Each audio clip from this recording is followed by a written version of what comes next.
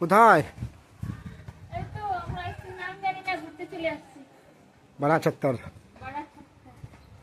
এটা কি দেখো খালি। ঝুলাপুল।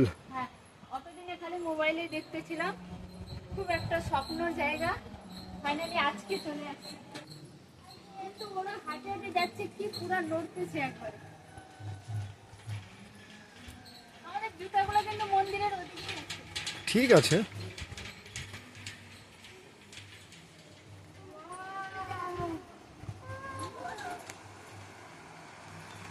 চারপাশে ভিউটা দাঁড়িয়ে দাঁড়াও একটু। ভয় করছে, নড়তেছে পুরা। নড়তেছে পুরা, ভয় করছে। কিচ্ছু হবে না।